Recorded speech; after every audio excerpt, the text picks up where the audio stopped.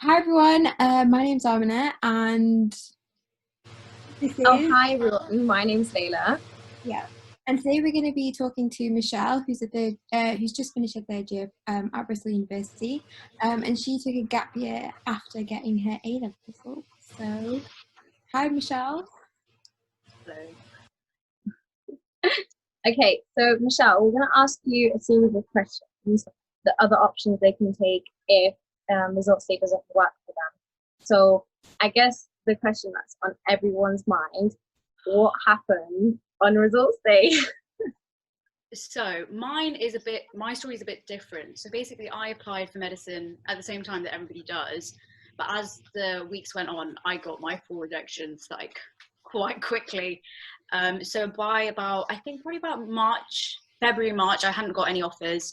So I was pretty much geared up for a gap year or yeah, basically a gap year because I knew, let's just see what my results what they go like. So I started slightly planning, just worked on my grades, and then on results day, got my grades. And this year it was really funny that year because I think St George's and Sheffield had opened up clearing. So I was in two minds about whether to for medicine, and I was in two minds of whether to call up. And I thought, you know what, maybe I need a year out because as we all know, A levels was really, really intense. And I was like, you know what, I'm gonna take a year out, and that's what I did. So results day was really boring. It really was not that exciting for me. Did you get the results that you wanted? Yeah, I did. So what I would say, if you get 4 rejections, just like really, really try and get your grades. Like, don't let that dishearten you, because you can always apply again. It's not a big issue. Yeah. So, but that's what I focused on. So you kind of just had to take a gap year like way before results day at that point. Yeah. And the Yeah. whole like opening like for clearing and stuff like that, did that sort of, how did you make the decision of just taking a gap year and just ignoring all of that? I think it was like it was a lot of things. Like, I knew my parents would have wanted me to go that year. So I thought about that, and then you know what, I was just really stressed when as everyone is in year 13, and I thought, you know what, I actually don't think it would be healthy for me to go into medicine in September.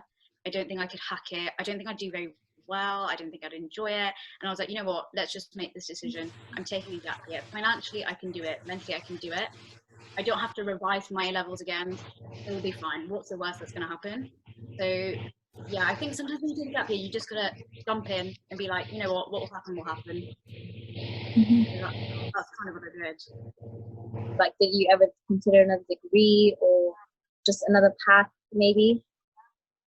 Yeah, I think I'm one of those people that if I'd got my A level grades and they weren't what I wanted, I don't say this is for everybody, but I would have taken that as a sign as, okay, Michelle, you know what, maybe you don't have the academic capability to do medicine, because like medicine is a hard degree. Like, if I can't do A levels, maybe it's not right for me.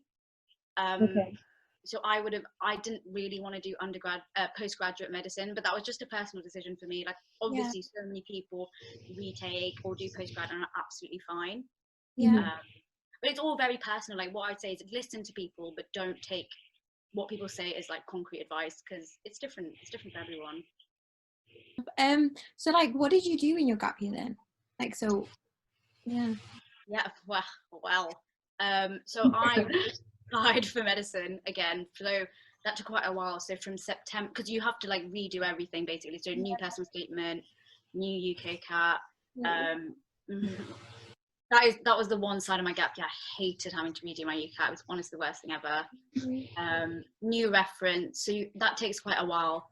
So probably from September to November. So then I got I got an interview in November. So then I prepared from November to December. So that whole time was just application. And then I decided I didn't go. I volunteered abroad for about 3 or 4 months. So I had to raise money from that. So that was from January to March. And then from March till June, I was volunteering out the country. And then June, July, August was just summer. And then I started in September. I didn't plan it. There are some people that plan month by month. I didn't do that. But I would say maybe that's a good thing to do, because one of my friends, we both took a gap year at the same time. And he didn't plan as much.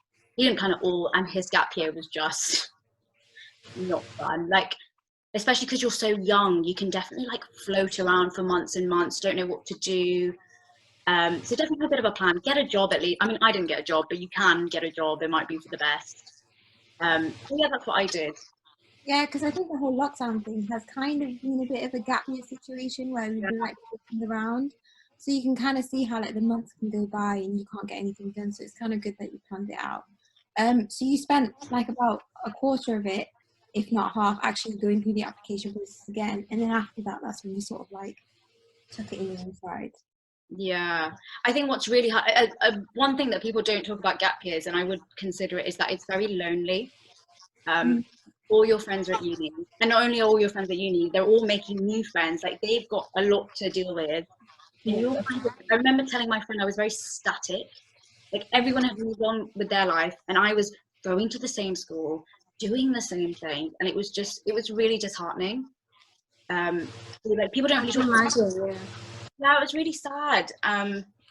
But like having friends and like your uni friends still, like your friends from home still want to talk to you, like definitely keep those lines of communication open, but like bear it in mind, especially if you're a very social person, it can sometimes be really sad.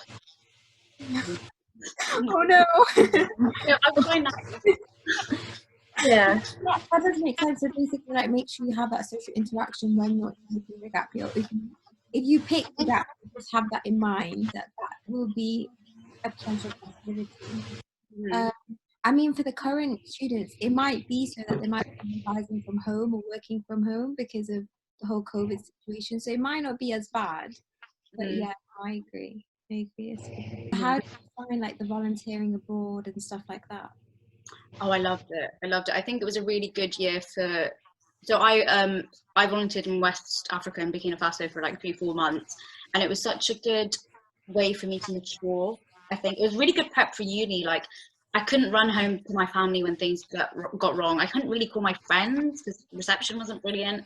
It helped me become really self sufficient, and it also helped me to like learn how to socialize with people I've never met before and how to like strike up a conversation quickly. And to be honest, it's amazing for my CV. Like no matter what I put in my CV, that's the thing that everybody always asks me about because it's so different, and I learned so much from it. Do you Yeah. feel like the skills that you learned during your gap year, like that helped you when you entered medicine?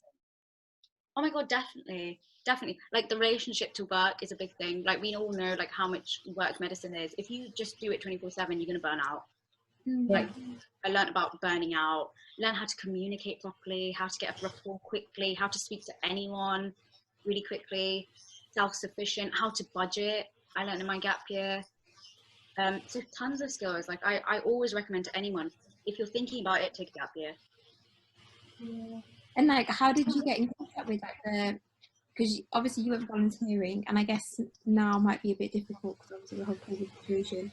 But how did you get in, like know about all these different things that you could have done in your gap year? So I just did a bit of a Google. I had quite an idea in my mind. I was like, it needs to be relatively cheap because I don't really want to get a job. I knew that. Um, I that's quite bad, but anyway, fun. Um, I knew I wanted the project to be quite sustainable as well. Like I'm not. I knew I couldn't morally go with a charity that just kind of built things and then just left them there and whatever. So this was like a government affiliated charity. So I was like, okay, there's something there with that. And I just Googled, to be honest, and I just looked at my price and I researched and I was like, you know what, this is the best one for me. Um, so yeah, just a lot of Googling, just keep researching. Yeah, I didn't really ask many people. There weren't many people in my year that were doing gap years, so it was very much me. Mm-hmm. But yeah. Don't be afraid to research. Research, take as much time as you need, and be quite sure of what you want because that helps you to filter in your mind quite quickly. Michelle, so my next question for you is, how did you feel when you got back into education? So obviously, like it was a whole year without having to revise for a single thing, and obviously, starting in September, how did that make you feel? And obviously, when you weren't in it, like, was it harder than A levels or? Um, I was ready to get back into education by the time September hit. Like I was quite prepared. I think I'd had a year out. Like everyone, I was super stressed during year 13. I needed a bit of time out. and like to learn the way I wanted to learn, you know, like learn about things, read what I wanted to read. Yeah. Yeah. All right, I just wanted to ask, when you came to reapplying the second time, did you find it was easier or harder than it was when you applied the first time? I think the first time you're all like, you're very excited and you're like, oh my God, like this is so, like I'm a grown up and I could go to university. The second time I was like, oh my God, if I don't get in, I don't know what I'm going to do.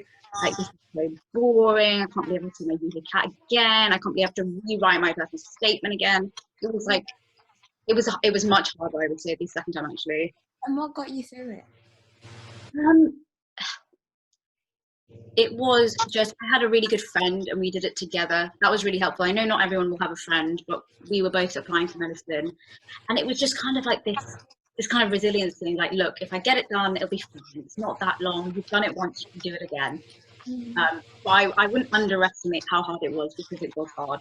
That's the reality of it, isn't it? Like, that's, if you're going to consider a gap year, you have to consider all the things that come with it, not just all Yeah. the, like, you had your amazing opportunity to go volunteering abroad, but you also, with that, you had to go through that whole grueling experience again. Exactly.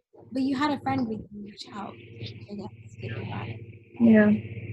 Yeah, definitely. I think, like, you know, for those who don't get the results on the results day and they're thinking of reapplying again, I think definitely, yeah, just look at it as a friend and don't look at it as a competition as well.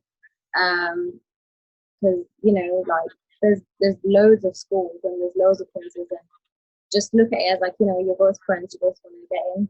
Another thing I would say is just that I learned that, you know, you've heard that quote, comparison is the thief of joy, and that is so true. Like, Yeah. I remember focusing on people who had got, you know, like 4 interviews, 4 offers, and I'm sitting there like, oh my God, I'm actually just having to redo all of this again. And I really learned, like, there is no point comparing yourself to anybody. It doesn't get you anywhere. That's not going to move you any further on.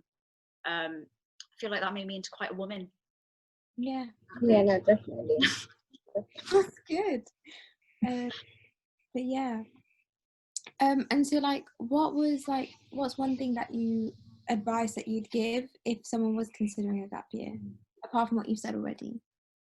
Learn how to flipping drive, because I didn't, and I'm now 23, not able to drive. That's great advice.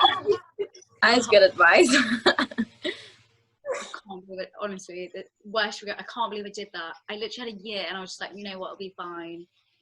Learn how Honestly, the best time is definitely year 13. Like, when you're 17 years old, I'd say that's the best time, because after that, life gets so busy and you're not driving. Mornings, like watching loose women though. Like, what was I doing? I could have driven. Anyway, but learn how to drive. Plan. Honestly, just plan. Yeah. And don't get too sad. It's fine. Yeah. You're going to be in uni soon anyway. Yeah, exactly. And Yeah, it's a couple of months, if you think about it, you're back into the whole routine of reapplying, like, the following, like, month, to be honest. Yeah, there's no time to kind of like sit there and be sad about it, because you gotta move past it. Yeah. What's the biggest lesson that you learned from your gap year? Like, if you could sum up your gap year to one experience, what was your best experience? Oh my God. You know what? I really felt like I became an adult in my gap year. I learned a lot, and I had to do a lot of things myself as well. You know, like, there was no teacher there to be like, do this. There was no pressure from my parents anymore, and like every decision was mine. And that's scary, but you need to do that. And I'm glad that I did that at the age of 19 years old. I think that was really, really important for me. So that's why I tell everyone to do one. Honestly, do a gap year. You guys had her do a gap year. No, now I wish I did a gap year, to be honest. I feel like so many of us, we just want to get the education system out of the way. We don't really like consider our mental health, and we don't even like consider our minds to take a break. We always like just go from one education system to the other, to the other, to the other, and we don't give ourselves a breather. Exactly. I don't want to be 40 being like, oh, I should have taken a break. Like, no. Exactly, yeah. No, I agree. But is there anything else that you want to add, like, to any students who are considering or anything like that? No. I think, yeah, just what I said before, I think is a really good plan. And also, I would say this as well: if you don't get into medicine, it's not the end of the world. It's not the end of your life. You're 18. Don't worry about it. That I wish someone had sat me down and said, Michelle, it doesn't matter. You're literally 18. You're going to be alive till probably about 70. Why are you so devastated? Exactly. You know what, I think we should call this series "It's Not the End of the World" series. Is it because you know what it is? It's easy for us to like sit there because obviously we've gone through it and like we're on the other side now. But in that moment, in that heat of the moment, it's just so this thing of like, oh God, like this is it. I can't make it. Can't make it. You're like 18. Oh my God, it's done. Like I've ruined my whole life. No. Yeah. So like to sum up, in like total, what you've said to us is you kind of took a gap year. You learned a lot of lessons. One being to keep in touch with people, keep a strong network and support system with yourself. You chose and you looked around for like good experiences that suited yourself. So you chose to go volunteering abroad. To have like a plan, basically. So plan your gap year. Don't roam around. And what was the fourth one? Learn how to drive. Yeah, and then Learn how to drive. But yeah, no, I think what you said is useful, and it's kind of fresh air for like me and Layla because we haven't been to a gap year, but I guess like now you kind of sold it to us. We wish you had. Yeah, definitely. I feel like if I was to go back to being my 18-year-old self, I would have definitely considered a gap year now. Yeah. But I think this is a good thing about it because whoever watches this video and is 18 years old and doesn't get the grades they want, we hope that you can listen to this piece of advice and consider a gap year as an option. And it's not the end of the world. It's not the end of the world. Thank you so much, Michelle. It was so nice having you. I love being here. It's like a chat with the gal pals. Love it. Yeah, I love it. Yeah, it was really lovely. Thank you so much. And we hope to see you soon after COVID. Yeah, 100%. Face to face. But yeah, so thank you so much. Thanks. Thank you. Bye.